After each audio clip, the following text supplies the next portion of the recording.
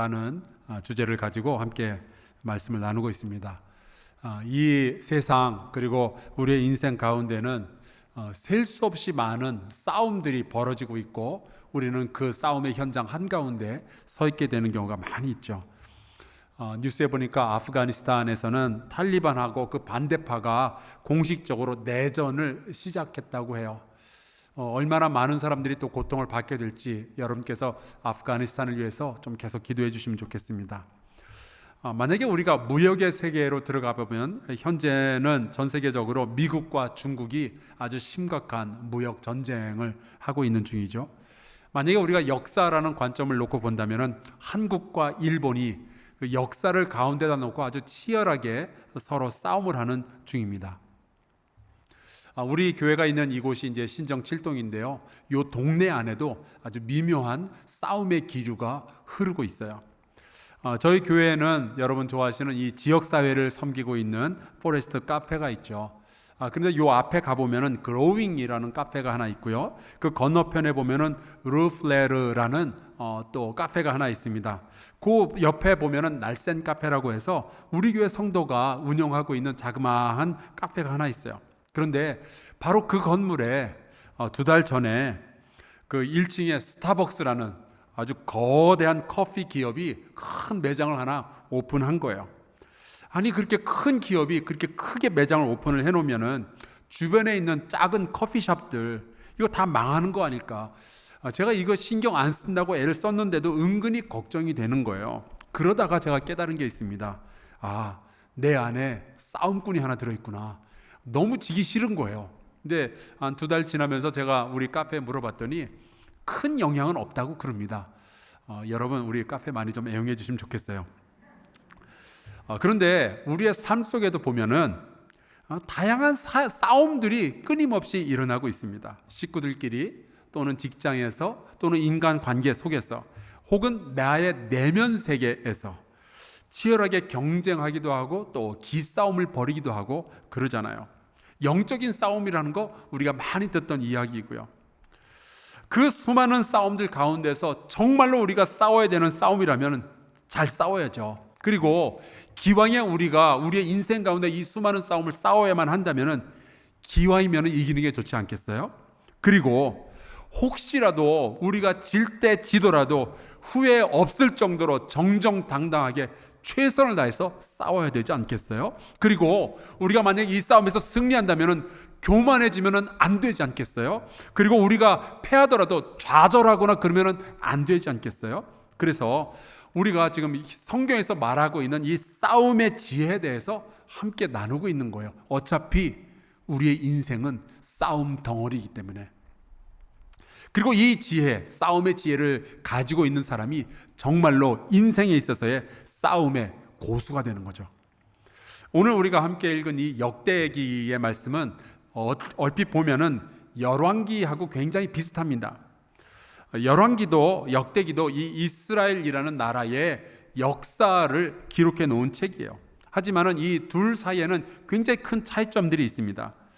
역대기는 이 히브리어 성경에서 보면은 디브레 하야임이라고 해서 각 시대의 사건들이라는 뜻으로 제목이 붙어 있어요.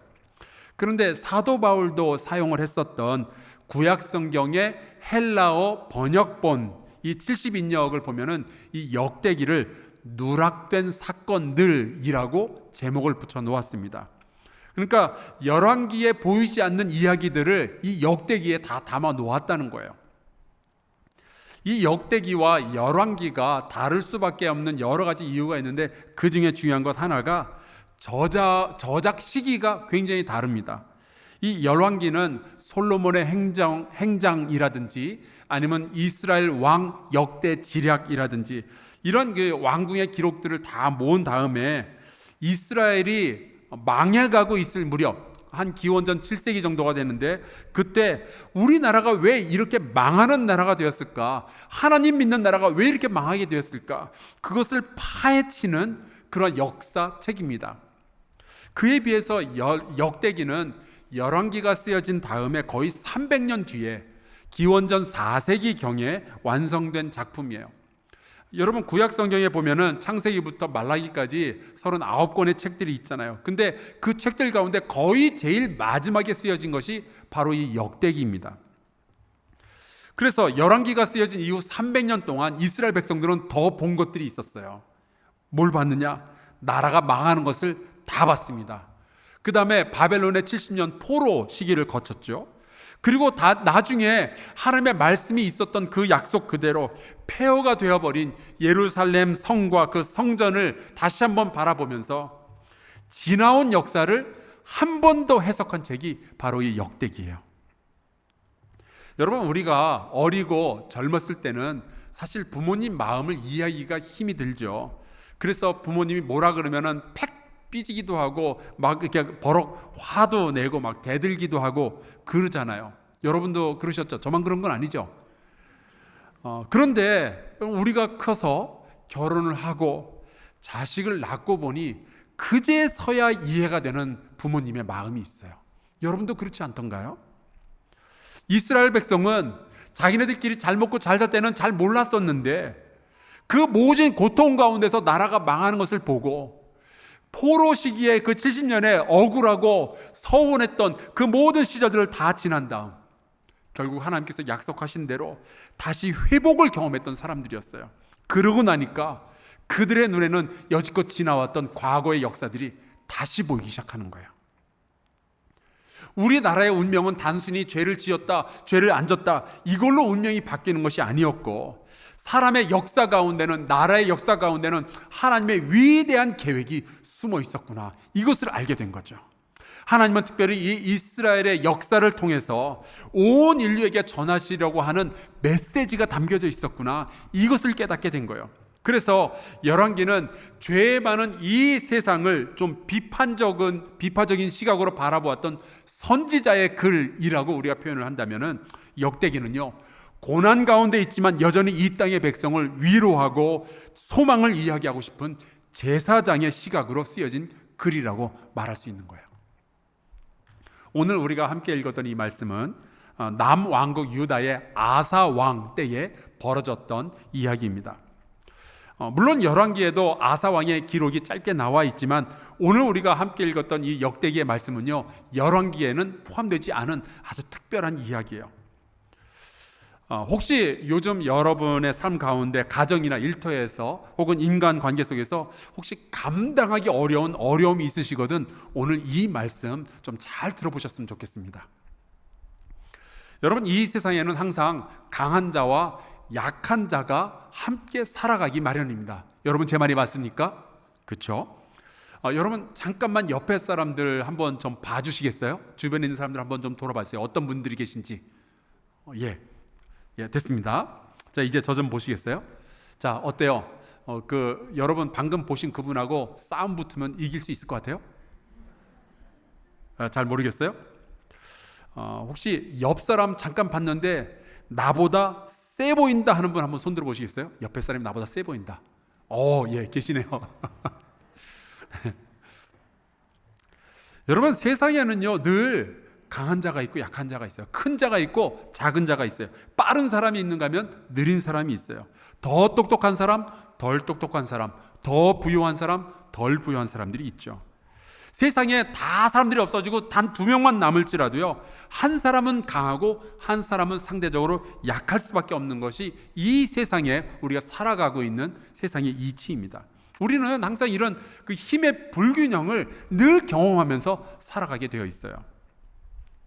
성경에 굉장히 많은 나라들이 등장하는데 이 나라들도요 강한 나라가 있었고 약한 나라가 있었습니다.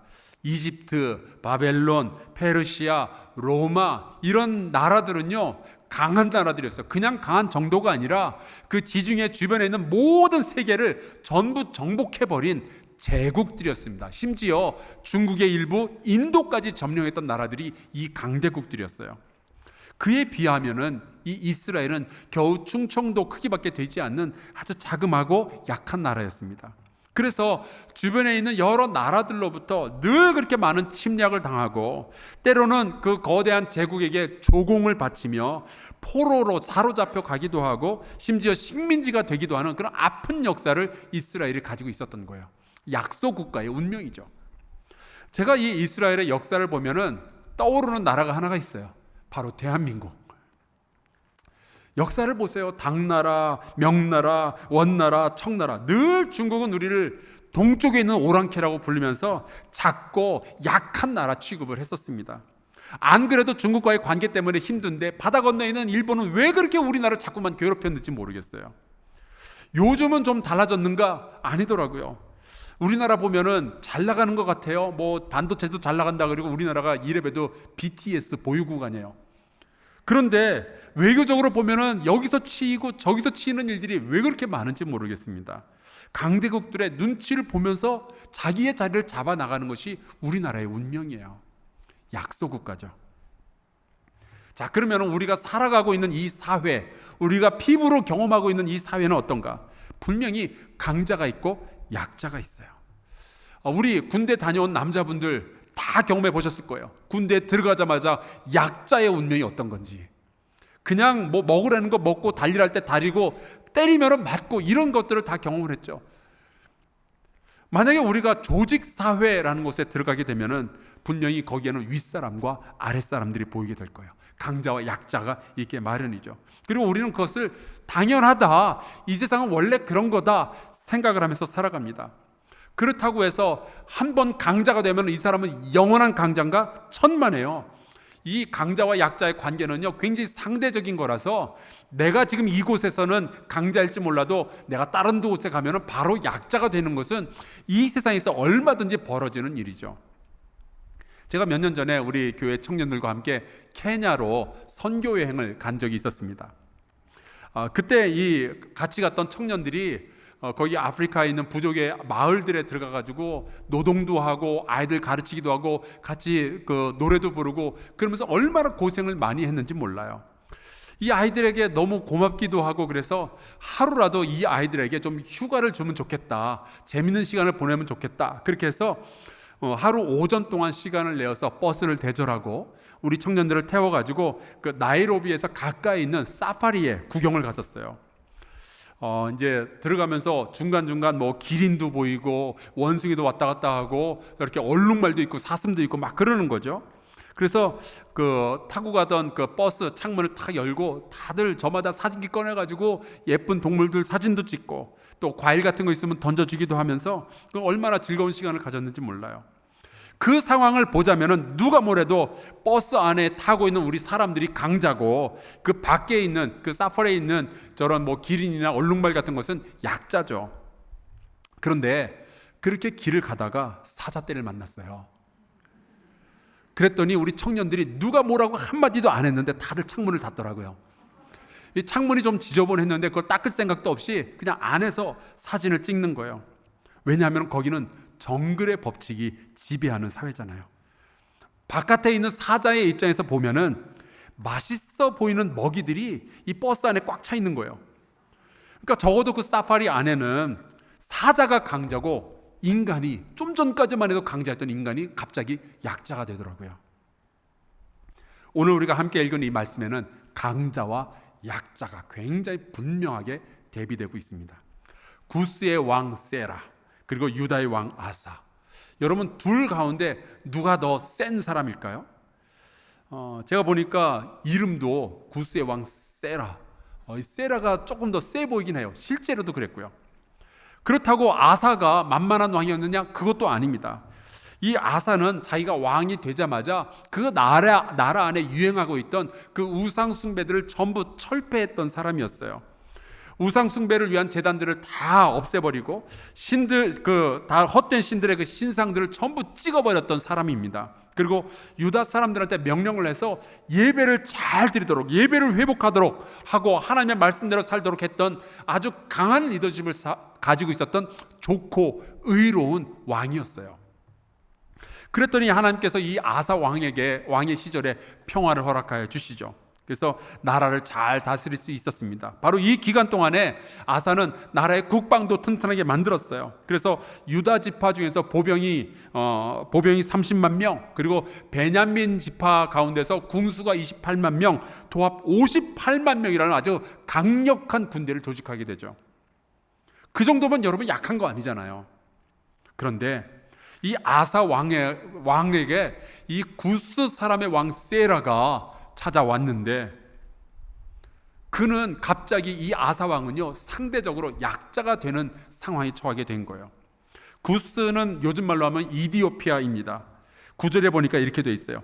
구스 사람 세라가 그들을 치려하여 군사 100만 명과 병거 300대를 거느리고 마레사에 이르렀다.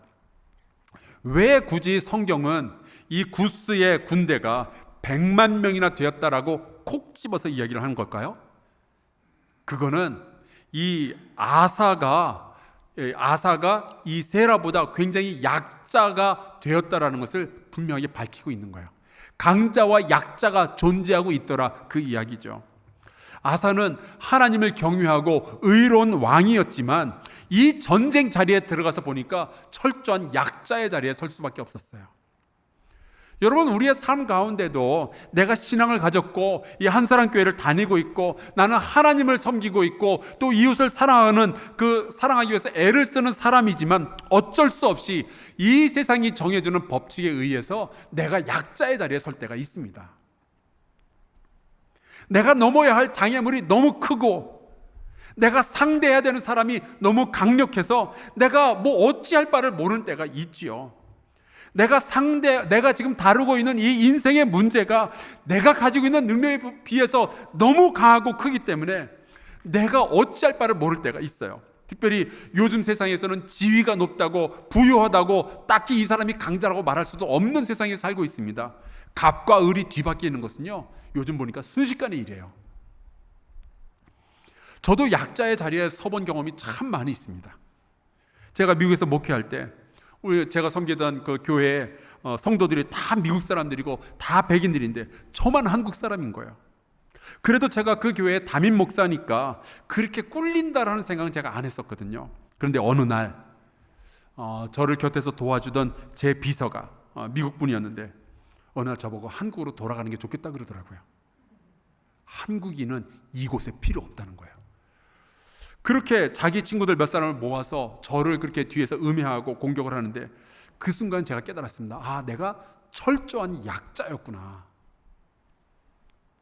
감사하게도 하나님의 은혜로 그 문제가 다 정리가 되고 오해도 다 풀리게 되고 저는 이전보다 더 잘 목회할 수 있게 되었지만 제가 약자의 입장에 서게 되니까요 영적으로 굉장히 조심해야 될 부분들을 깨닫게 된 거예요. 그 중에 하나가 이거예요.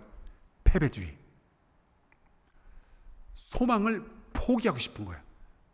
다 때려치우고 싶다는 생각이 울컥울컥 드는 거죠. 내가 넘어야 할 산이 있고 내가 건너야 할 강이 있는데 그냥 여기까지만 하고 싶은 거예요. 난 이제 그만하고 싶다는 생각이 왜 그렇게 많이 들었는지 모르겠어요. 사명이 있는데 다 때려치우고 싶은 거예요. 이거는 인종차별이라느니 이거는 어쩔 수 없다느니 세상이 이러는데 나보고 어쩌라는 거냐 막 이런 생각이 제 안에서 막 솟아 올라오는 거예요. 근데 제가 깊이 제 내면 세계를 관찰해 보니까 제가 굉장히 비겁하다는 것을 깨닫게 되었어요. 저는 그저 그 상황을 그냥 뒤로 하고 도망치고 싶었다는 거죠. 여러분이 약자임이 분명할 때 또 여러분에게 강자로부터 굉장히 강력한 압박이 들어올 때 여러분은 어떻게 하세요? 중국에 여러 가지 병법들이 있는데 뭐 손자병법도 있고 오자병법도 있고 많이 있는데 그 중에 하나가 36개 병법이라는 것이 있어요.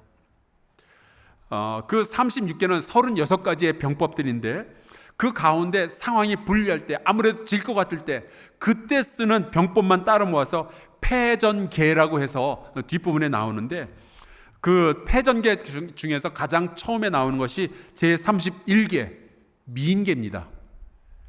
절세 미인을 동원을 해서 상대방의 그 장수를 해롱해롱하게 만든 다음에 그 자가 정신을 못 차릴 때 뒤를 치는 거예요. 굉장히 좀 비열한 방법이지만 그렇게 해서라도 전쟁에서 이기면 어떻겠느냐, 내가 패전을 모면하면 어떻겠느냐, 그런 이야기죠. 또 다른 하나가 여러분도 아주 잘 아시는 제36계 뭐죠? 주랭랑. 맞아요. 도망치는 겁니다. 아사 왕은 이렇게 절대적으로 불리한 상황에서 자기가 철저한 약자의 자리에 서게 되었을 때 비열해지거나 도망치는 것이 아니라 하나님을 향해 부르짖기 시작해요. 11절에 나오죠. 아사가 그의 하나님 여호와께 부르짖어 이르되 여호와여, 힘이 강한 자와 약한 자 사이에는 주밖에 도와줄 이가 없사오니 우리 하나님 여호와여, 우리를 도와주옵소서. 여러분, 이 기도가 저와 여러분의 기도가 될 수 있기를 주의 이름으로 축원합니다. 저는 근데 이 구절을 읽으면서 이 아사 왕이라는 사람의 영적인 높이, 영적인 시각에 제가 감탄을 했어요. 이 사람은 힘이 강한 자와 약한 자 사이에는 싸움만 있는 것이 아니라 약육강식의 이 세상에 잔인한 문화만 있는 것이 아니라 바로 그곳에 여호와 하나님께서 계신다는 것을 볼 수 있는 사람이었어요. 굉장히 많은 사람들은 상대방의 그 100만 군대 그 숫자를 헤아려 보면서 기가 눌리겠지만 이 아사 왕은 여전히 우리와 함께하고 계시는 그 하나님 아버지를 바라본 거예요. 여러분, 이게 믿음이에요. 안 된다고 다들 포기하자고 그런 말을 할 때, 이제 소망은 없다고, 이제 도망치자라고 말할 때, 내게는 여전히 하나님께서 계신다고 말할 수 있는 바로 그 능력, 여러분, 이것이 믿음입니다. 여러분, 사실 기드온의 300명 용사와 미디안의 수십만 군대 사이에는 아무것도 없었던 것이 아니었어요. 그 안에는 하나님이 함께하고 계셨죠. 다윗과 골리앗의 그 사이에는 약육강식의 잔인한 현실만 있었던 것이 아니었습니다. 바로 하나님께서 그 자리에 함께하고 계셨었어요. 이제 마지막이라고요? 아닙니다, 여러분. 하나님이 함께 하십니다. 사방이 다 막혀버렸다고요? 아닙니다, 여러분. 하나님을 향한 기도의 문은 열려 있는 줄로 믿습니다. 신약성경에 나오는 고린도 교회 성도들은요, 사회적으로 굉장히 약자들이었어요. 고린도전서 1장을 보면은 사도 바울이 고린도 교회 성도들에게 이렇게 이야기를 했어요. 형제들아, 너희를 부르심을 보라. 육체를 따라 지혜로운 자가 많지 아니하며 능한 자가 많지 아니하며 문벌 좋은 자가 많지 아니하도다.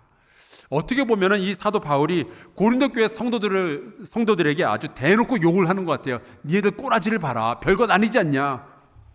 이 세상의 기준으로 보자면 너희는 강자가 아니라는 거예요. 많이 배운 것도 아니고 무슨 권세가 높은 것도 아니고 집안 형편도 별로 아니냐, 그런 이야기죠. 세상의 이 경쟁에서 이길 만한 능력을 너희들은 갖추지 못했구나, 그런 이야기예요. 너희는 철저하게 약자의 자리에 서 있구나, 너희는 당할 수밖에 없는 운명이구나, 그런 이야기예요. 하지만 그렇다고 해서 비겁하게 숨거나 좌절하거나 도망치지 말라는 거예요. 왜냐? 27절, 그러나 하나님께서 세상의 미련한 것들을 택하사 지혜 있는 자들을 부끄럽게 하려 하시고 세상의 약한 것들을 택하사 강한 것들을 부끄럽게 하려 하시며 하나님께서 세상의 천한 것들과 멸시받는 것들과 없는 것들을 택하사 있는 것들을 패하려 하시나니. 하나님께서 이 고린도 교회의 약한 사람들을 통해서 하실 일이 있으시다는 거예요. 아직 게임이 끝나지 않았다는 거죠. 우리가 약하다는 것은 우리가 함께 하시는 그 하나님의 강하심을 이 세상에 드러낼 수 있는, 증거할 수 있는 기가 막힌 상황이 되었다는 거예요. 그러니까 내가 약자의 자리에서 눈물 가운데 탄식할지라도 하나님께서 우리와 함께 하신다는 이 믿음을 가지고 있다면 그렇게 쉽게 포기해서는 안 된다는 이야기입니다.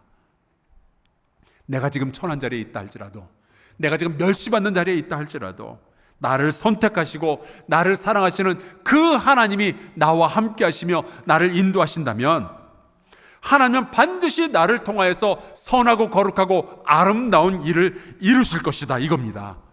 그러니까 여러분, 지레 겁먹지 마세요. 나는 좋은 사람인데 세상이 삐뚤어졌어, 세상이 악해, 세상이 어두워서 내가 이럴 수밖에 없는 거야. 여러분, 그렇게 욕하고 소망을 내버리고 그러지 말라는 거예요. 3포 시대, 5포 시대, 7포 시대, 이거 당연하다고 그렇게 이야기하지 말라는 거예요. 왜? 하나님이 우리와 함께 하고 계시니까.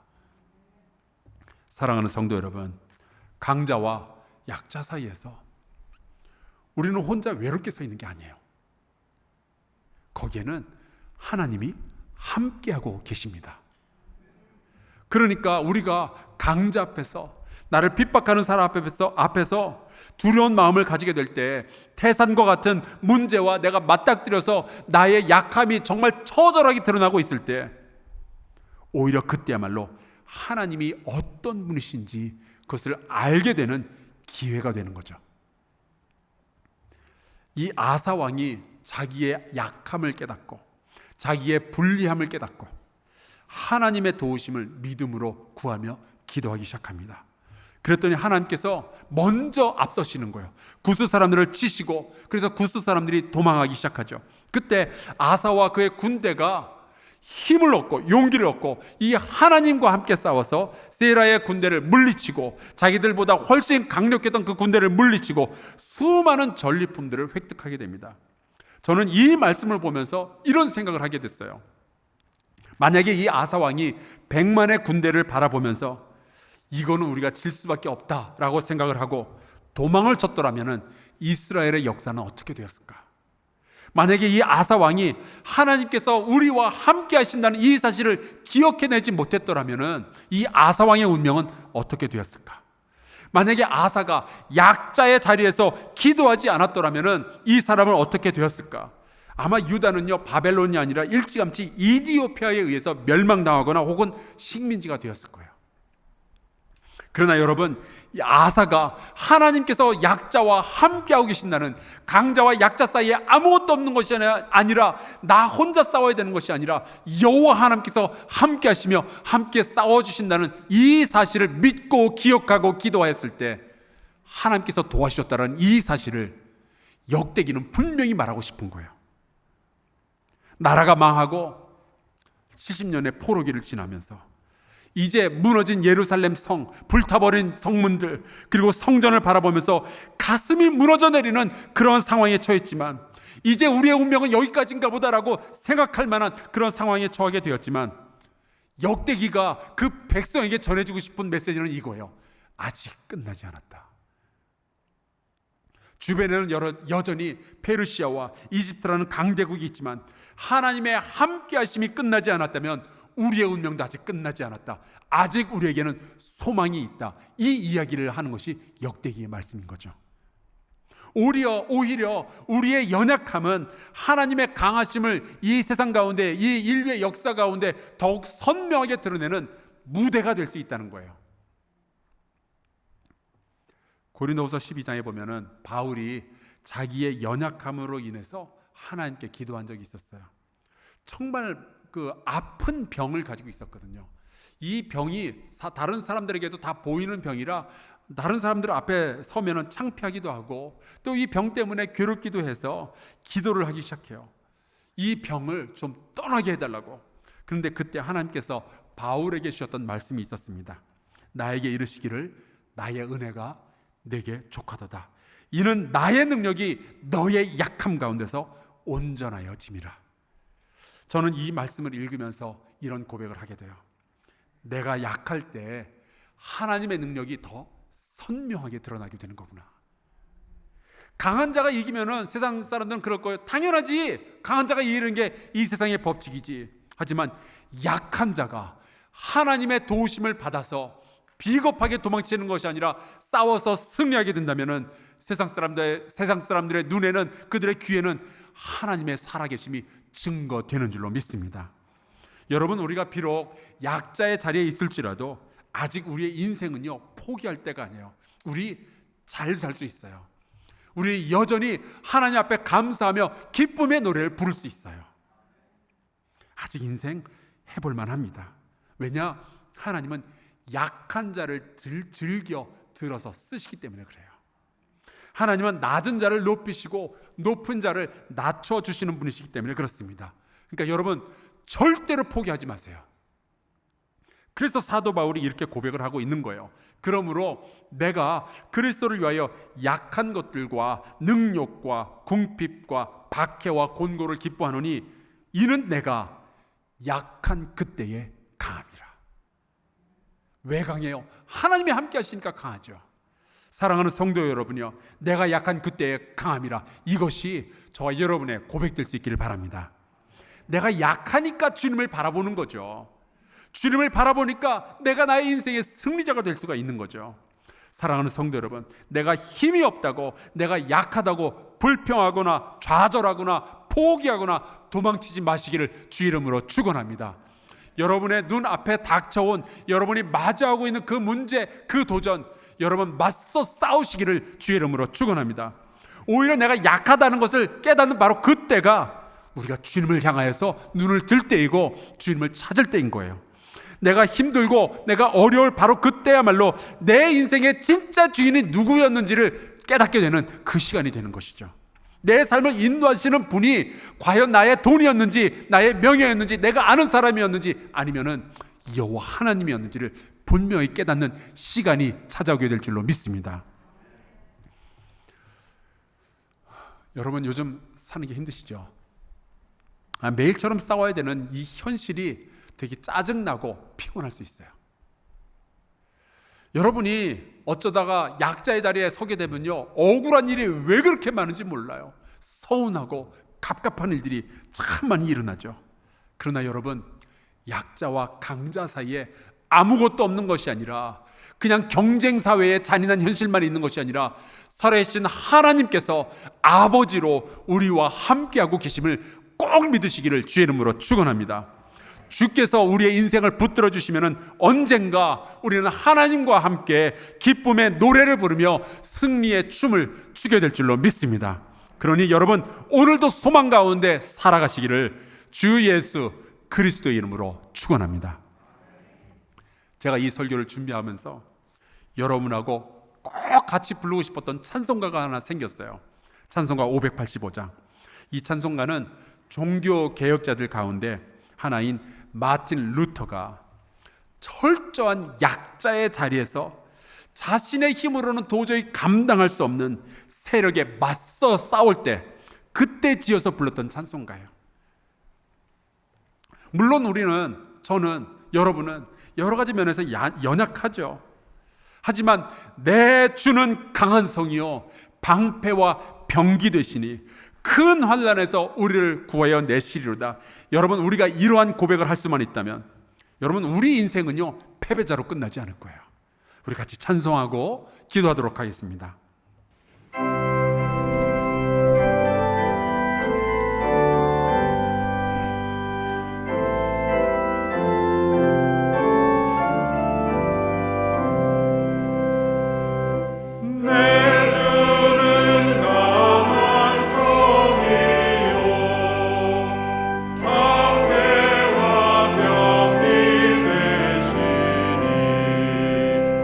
그날 나를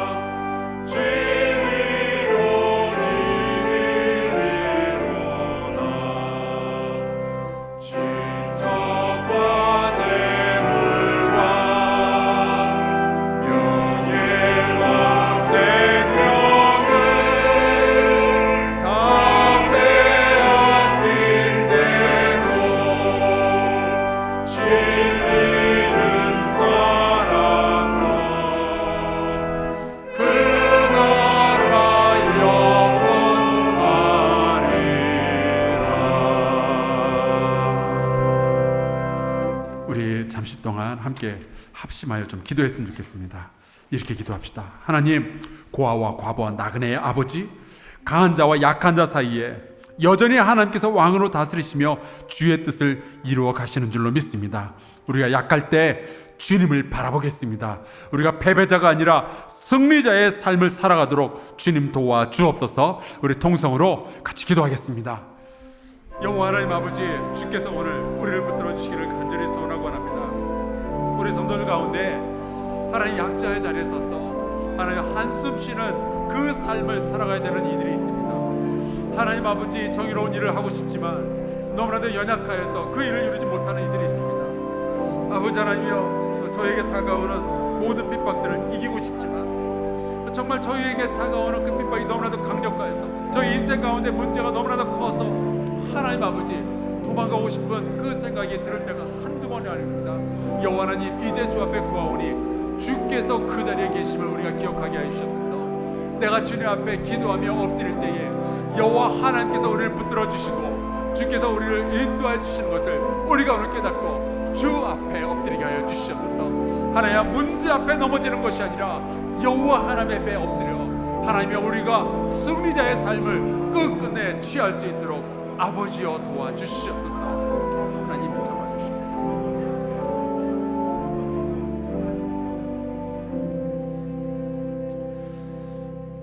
하나님 아버지, 내가 약하지만 하나님을 끝까지 의지하겠다는 이 아사 왕의 고백이 오늘날 우리 성도들의 고백이 되게 하여 주시옵소서.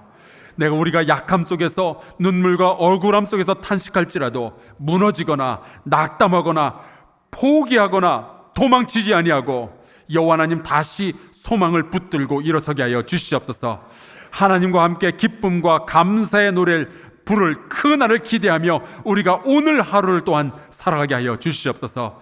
이 세상과 수많은 사람들이 구스의 100만 군대와 같이 우리를 치료할지라도 여호와 하나님과 함께 굳건히 견디며 사랑과 공의를 이룰 수 있도록, 하나님의 나라를 이 땅 가운데 세울 수 있도록 주님 우리에게 굳건한 믿음을 허락하여 주시옵소서. 예수 그리스도의 이름으로 기도하옵나이다. 아멘.